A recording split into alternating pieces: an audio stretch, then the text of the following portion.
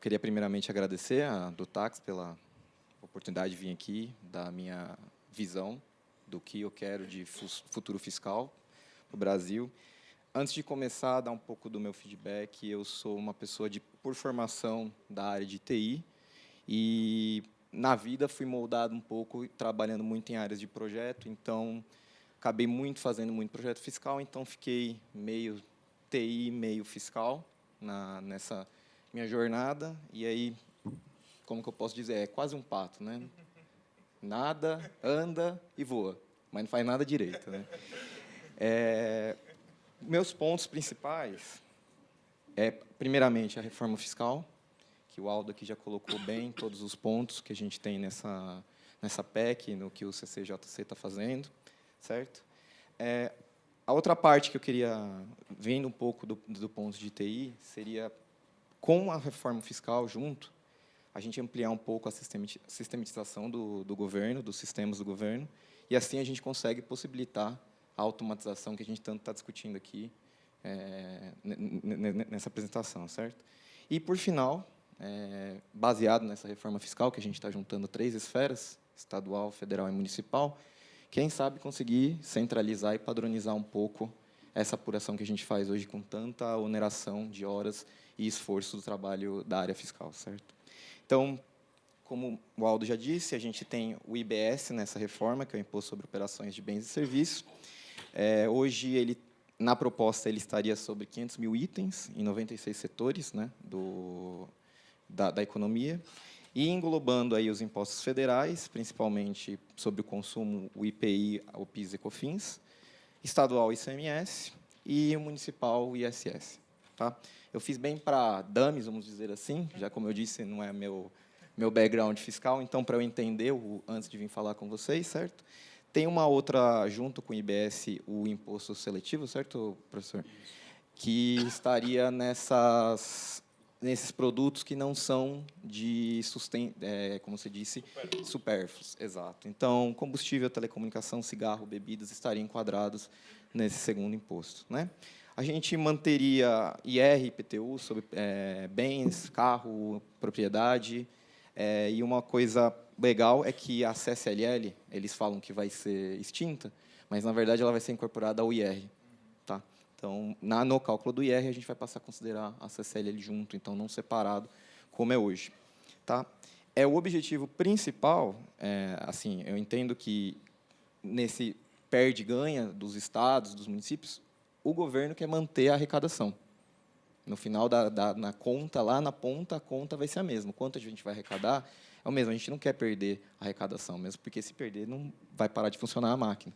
Mas, como a gente simplifica em apenas um imposto, a gente está abaixando o que a gente chama de custo Brasil, que é as 2.000 horas que a gente tem hoje nas empresas para apurar imposto, pagar, enviar para o governo, todos esses esforços que a área fiscal tem. Certo? A proposta são para 10 anos, eu coloquei 15, falei, pato, né, já fiz alguma coisa errada, certo, professor? 10 anos, com uma tabela progressiva, diminuindo a arrecadação, aumentando até 100% na área de destino. Tá? E, como o professor disse, o fim das isenções fiscais. Do meu ponto de vista, se a gente pegar no último ano em isenções fiscais, acho que, se eu não estiver errado, o governo não arrecadou quase 200 bi em isenções fiscais. E, hoje, os estados eles são meio que reféns de isenção fiscal, porque, se o outro fornece, você acaba sendo, obrigatoriamente, tendo que fornecer, porque você está perdendo a famosa guerra fiscal. E, se você em isenção fiscal, para de arrecadar 200 bi, não seria melhor, ao invés de ter isenção, pegar esses 200 bi e incorporar na área que você está dando isenção e aplicar corretamente, em vez de dar isenção no intuito ou na desculpa de dizer que, com isenção fiscal, você está trazendo empresa grande, está trazendo trabalho para a região, tendo que, normalmente, quando uma região distante dá uma isenção fiscal para a empresa ir lá, no final das contas, pouco dessa isenção fiscal volta para aquela área. Normalmente, eles falam que vão aumentar trabalho, mas, normalmente, a mão de obra especializada é importada de outros centros maiores, né? Então, entendo que, em vez da isenção fiscal, com o IBS ajudando nessa simplificação, vamos pegar o valor que hoje está não sendo pago e aplicar, de fato, no lugar, em vez de dar uma isenção fiscal. A gente melhora e traz infraestrutura que, por consequência, vai trazer gente para trabalhar, para arrecadar, para pagar impostos e melhorar aquela região, certo? Vendo um pouco da reforma fiscal e dando o meu passinho para a área de tecnologia, o que eu vejo de grandes impactos? A gente tem alterações dos sistemas de hoje, todo mundo está acostumado a calcular todos esses impostos, então a gente tem uma alteração muito grande. Então, não vejo um medo próximo de vamos perder emprego, algo do tipo. Pelo contrário, talvez mudar um pouco o mindset da área fiscal e começar a pensar diferente, trabalhar mais estratégico. A gente não vai gastar tanto tempo fazendo cálculo, Excel, apurando, planilha, e pensando de uma forma mais estratégica. Com isso, como o professor disse, a gente vai ter novas formas de reportar e pagar o imposto. Eu estava tendo uma discussão, e como que seria uma obrigação acessória do IBS? A gente vai precisar continuar tendo CFOP? Vai precisar continuar tendo SPED? Tudo isso que onera tanto para a gente, eu acho que isso, e está bem definido na reforma, tem que vir na reforma. Eu não posso apenas colocar o imposto e deixar depois que a Receita Federal use sua imaginação para colocar um outro SPED, uma outra coisa, qualquer outro tipo de coisa, para a gente ter que apurar e pagar o IBS. Tá? De novo, vamos mudar a forma e pensamento da área de indiretos hoje, dos impostos, como paga, como pensa, diminuir o esforço de trabalho e pensar mais estrategicamente. Tá? E entendo que, sendo um imposto, no lugar de 5, a gente aumenta aí as oportunidades de automatização para isso. Tá? Quanto à parte que a gente tem atualmente, queria fazer um paralelo, acho que o João mostrou as notas técnicas, até quanto ele conseguiu mapear. Eu contei, João, 127 em 12 anos. Não só as de mudança de layout, mas todas as notas técnicas e suas subversões. Tá? E a gente vê os campos das notas fiscais, o quanto aumentaram ao longo desse tempo, certo? Além disso, a gente tem 22 versões de guia do SPED fiscal, também em 10 anos, e hoje são aproximadamente 1.900 campos disponíveis para você preencher no SPED fiscal.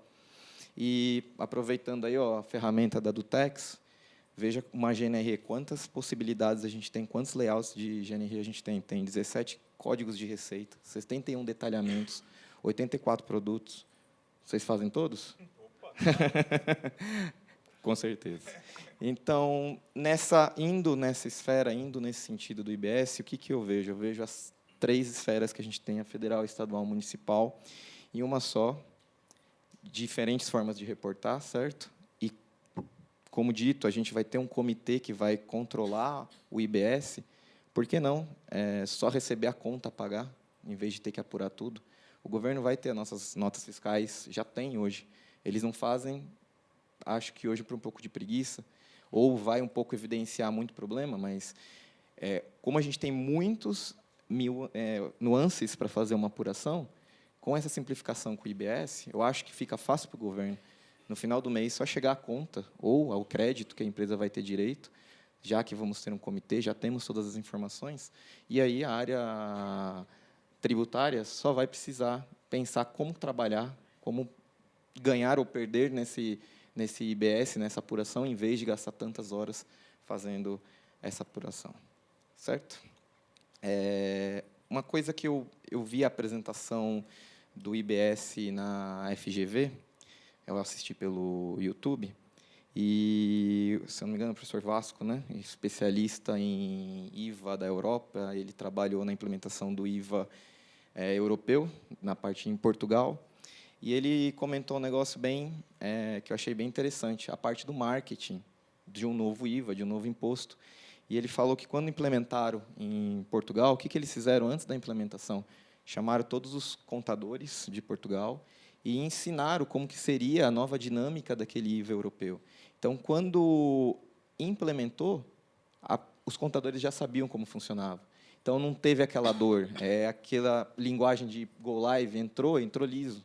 Então, os contadores já estavam preparados. Então, acho que, para o IBS, é importante, nessa reforma, vir também fazendo esse marketing e treinando as pessoas que são contadores e trabalham na área tributária para ver como que no futuro, quando implementar o IBS, como que vai funcionar, e não só tomar o susto de um dia você estar acostumado a apurar de um jeito e no dia posterior, vamos dizer assim, lógico que não, porque teremos uns 10 anos de implementação, mas mudar totalmente a forma de apurar. Então, acho que esse é um ponto que eu acho bem interessante de ser levado dentro da reforma, talvez ampliar. Eu não sei, aqui todo mundo que trabalha na área fiscal, quantos estavam sabendo dessa PEC, desse IBS?